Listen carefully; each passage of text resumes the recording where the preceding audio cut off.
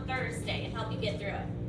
So obviously we can't learn about the entire respiratory system in one day. So we're just really kind of hitting the basics, even though it's not a terribly complicated system, and we've talked about a lot of the structures and things already when we've done the other stuff. So all of this is important, and you should write all of that down. The purposes of the respiratory system is to bring oxygen to the blood and remove carbon dioxide back to the environment. That's it. That's its purpose, to get us oxygen, to remove carbon dioxide. It also is going to warm and moisten the air, removes mucus, like we have these cilia in our respiratory tract that remove mucus and germs and bacteria from the air, and it does allow for our sense of smell. But the main thing that it's doing is this bringing oxygen and removing carbon dioxide. The reason that oxygen is so important is the process of cellular respiration. That's how we get our energy. Cellular respiration requires us to take in oxygen and to use sugars to make energy and produce water. So we need oxygen in order for that to work. Without oxygen, we can't make energy.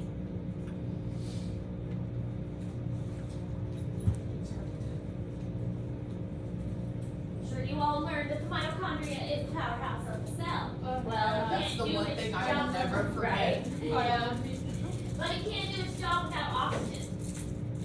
Mitochondria require oxygen in order to work. So the little powerhouse is not going to do nothing without oxygen. Hold on, give me a second. I'm a little slow today. I'm slow every day.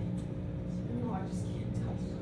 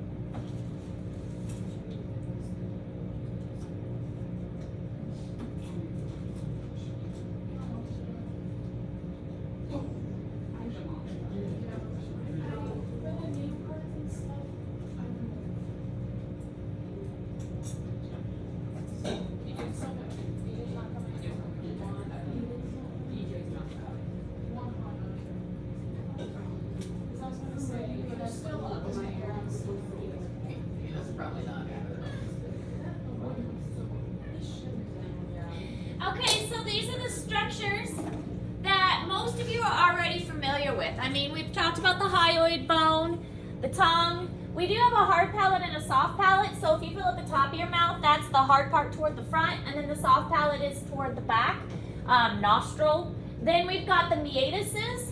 They've got a superior, middle, and inferior. The meatuses are the the meatuses are the grooves, and the conchae are like the bulby part, the part that sticks out. So the meatuses are the grooves, and the conchae are the projections. And these are going to help your nose moisten the air and help you to smell, and also help to remove mucus. Nasopharynx. Now with the pharynx, it's not an actual structure, it's more of a region. So it's not something you can put your finger on and say this little circle is the nasopharynx. It's this area at the back of the throat. And then the tonsils, of course, are on either side of the throat. And the little hangy ball thing, that's the uvula, okay? So the uvula is the hangy ball thing at the back of your throat, and the tonsils are on the side.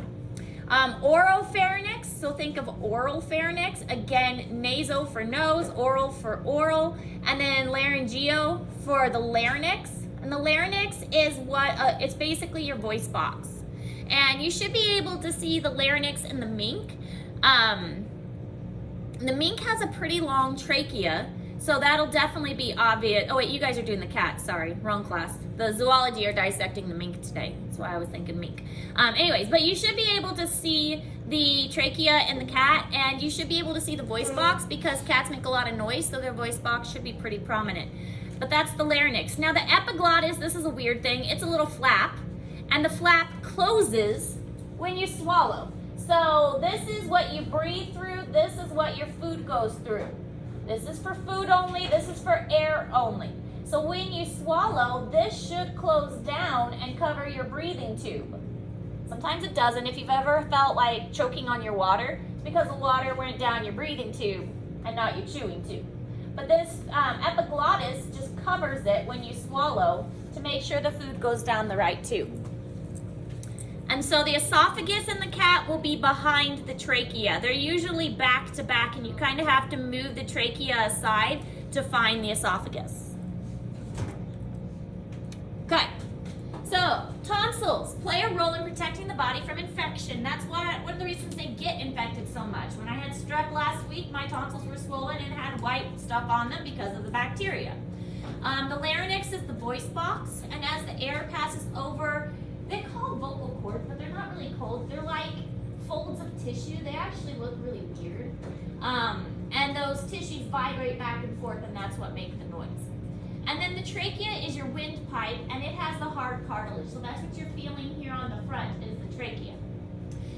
There's ciliated hairs in the trachea as well to help remove those dust particles and any germs and things that may have come in with the air that you're breathing. And if you've ever seen like dust particles in the sunlight, if you look like at a window and see the sunlight coming in, then you know that there's a lot of stuff you're breathing in besides just air.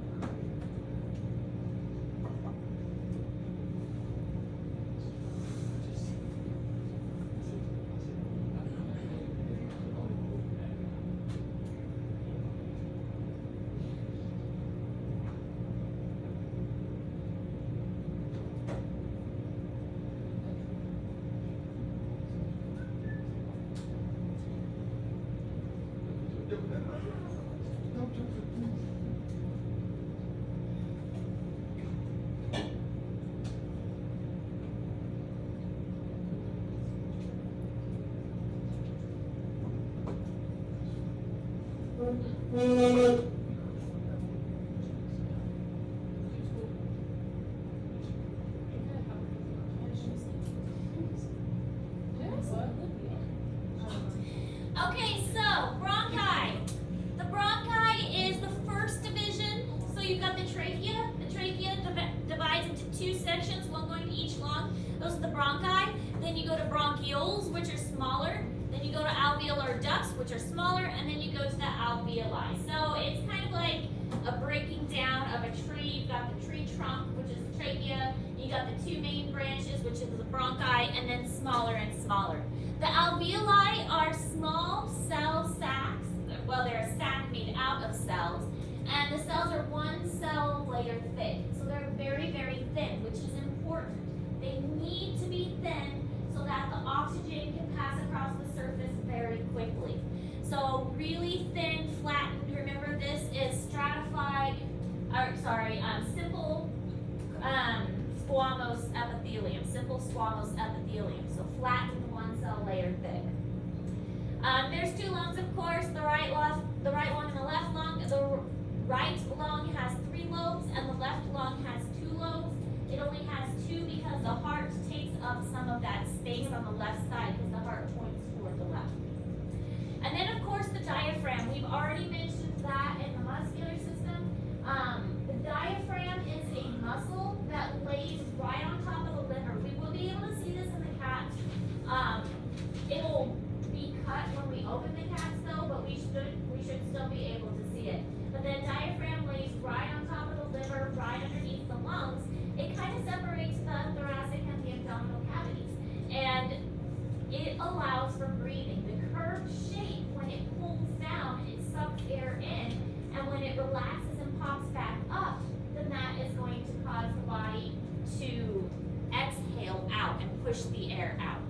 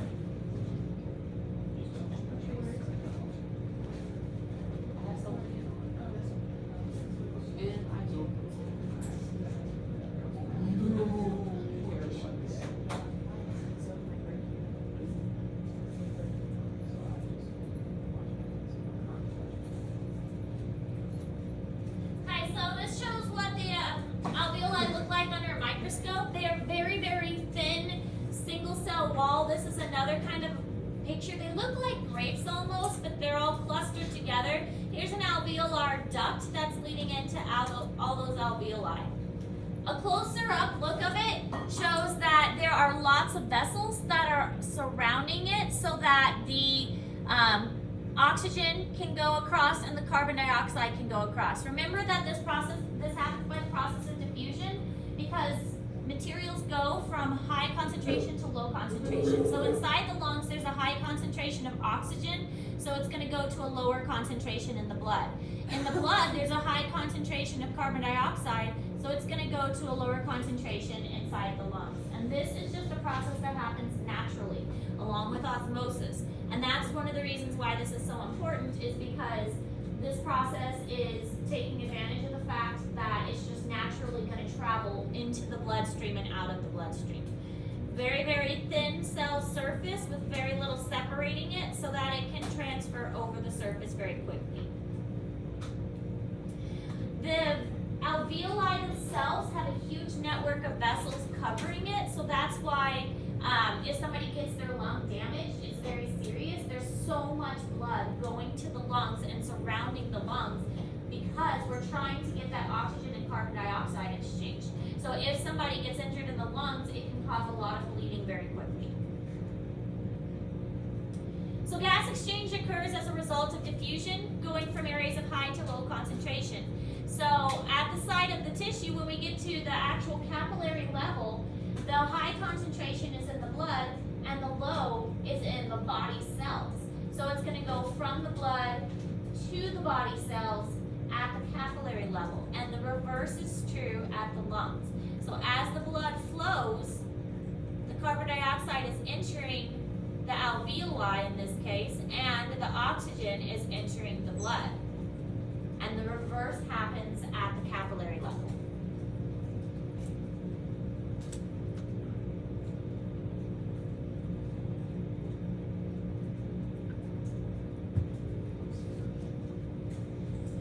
We will also see processes similar to this in kidney filtration. We're obviously not going to have time to get to that, but kidneys filter in much the same way.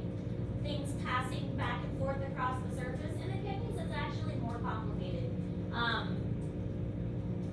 The kidneys want to keep some things in the blood, so what it does is it dumps everything, and then it reabsorbs the stuff at once. So everything gets dumped into the kidneys, and then it filters back the things that it wants back into the blood, and anything that's left over is waste product or urine. This process of osmosis and diffusion also takes place in the digestive tract. This is how we absorb the good nutrients from our food that we get. So as the food breaks down, it goes into our small intestines. In the small intestines, nutrients get absorbed. In the large intestines, water gets absorbed.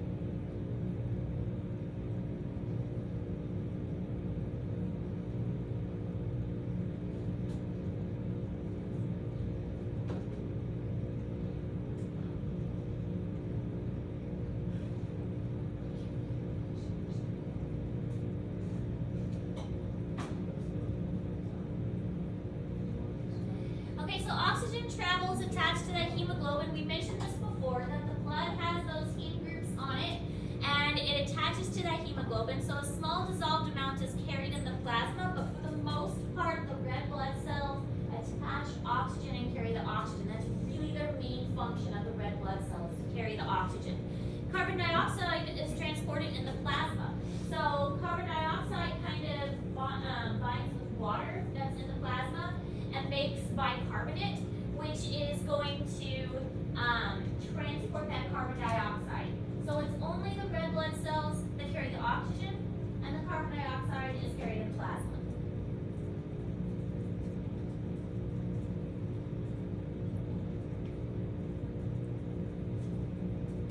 And remember, in order for that hemoglobin to work, we have to have iron on it, and that's why you take iron when you're anemic, so that the heme groups would work better, so that the oxygen binds better.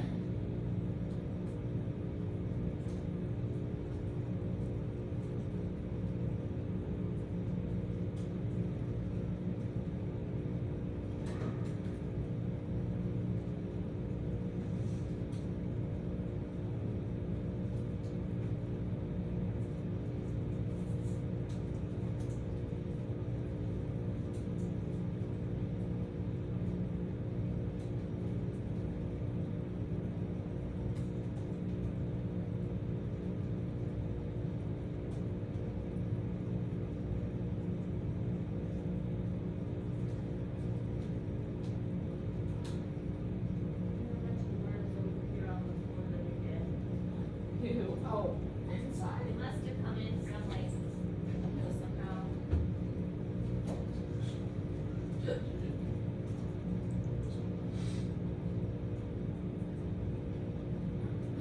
We have our 1, 2, 3, 4 dead worms.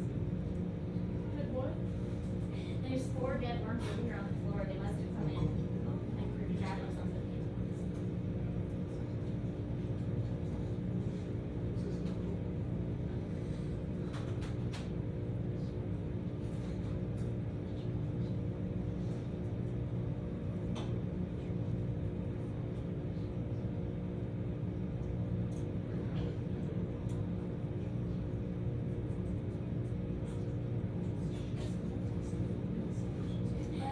Okay, this is in Google Classroom for you. It's in the student notes section.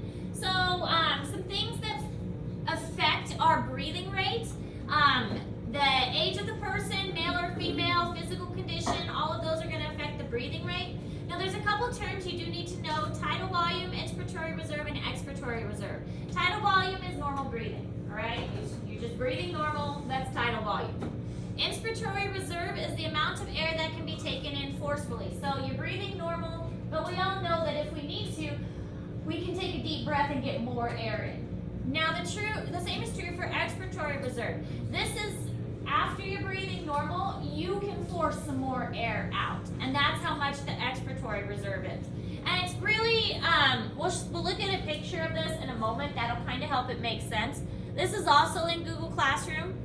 Residual volume is the amount of air that's left over. You always have extra air in your lungs, always, because otherwise your lungs would collapse and stick to each other like a wet balloon does. So you have to have a little bit of extra air that keeps the alveoli from sticking together, and that's the residual volume. You always have stale air in your lungs. So the vital capacity is the total amount that you can take in when you breathe really deep and when you exhale really deep. So that would be your vital capacity. So the amount you breathe totally. Sometimes there's some air in, it's called the dead space volume. This is like in your trachea or in your mouth, air that's not going to reach your alveoli. It remains in that empty space. It's not a vacuum. You have air filling that space. And then the functional volume is the air that actually reaches the respiratory zone. So the air that you actually get into your lungs, that's your functional volume. Now this chart, there'll be a question about this on the test, okay? So your tidal volume is normal breathing. So this light blue, it's just your normal breathing. But if you decide to take a really deep breath in, that's your inspiratory reserve. And then if you release all of that and force all the air out, that's your expiratory reserve. So your vital capacity goes from this bottom to this top. That's how much air you can actually move in and out of your lungs. This residual volume, that's the little bit that's just left to keep your lungs from sticking together.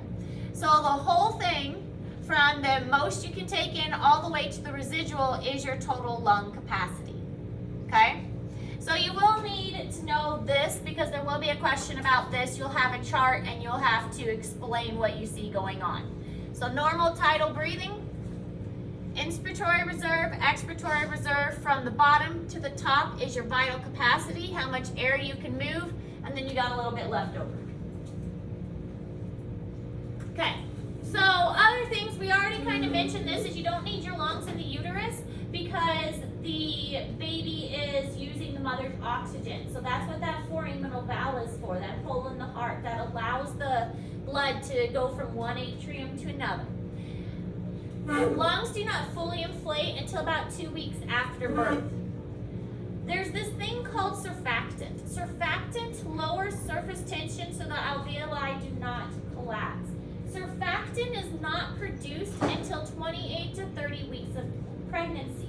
So this is one of the reasons why if a baby is born super premature, like they call them micropreemies, if a baby is born really, really early, they have a lot of trouble breathing because they haven't made this surfactant yet. And the surfactant is necessary to help their lungs develop and help them to breathe. That's why many pregnancies try to do everything they can to get them to that 28-week mark. Because at 28 week, the chance of survival greatly increases because the baby is able to breathe better. Now, the earliest that, hello. There she is. Oh, thank you. Do you want a soda? I would love a soda. I'll take a Pepsi. What about students? No. Thank you guys. As the biggest animal lover. That's pretty accurate. It says my teacher superlative is the biggest animal lover. That fits well. Alright, so babies can be born as early, I think, and survive 21 weeks. earliest, maybe it's been 20 weeks now. 22 I know for sure. There have been some there's been some that have survived 22 weeks. But 20 weeks is pretty early. I think there have been some 21. But they're tiny, tiny babies. Super small. They can't regulate their body temperatures. There's no way they're going to survive without extensive help.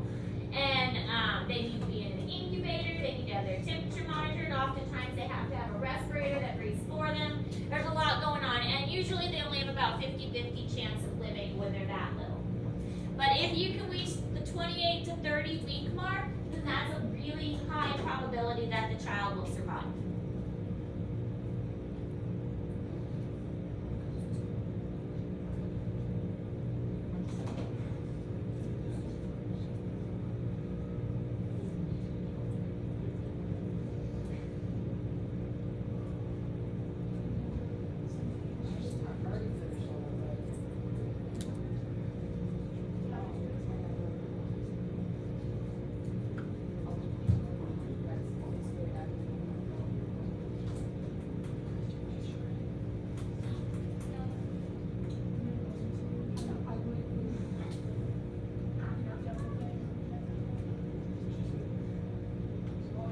Okay, that's it. Let's You go. guys, you're done with notes. Woo! See, aren't you a little sad now? You don't No. want to hear me talk anymore? No.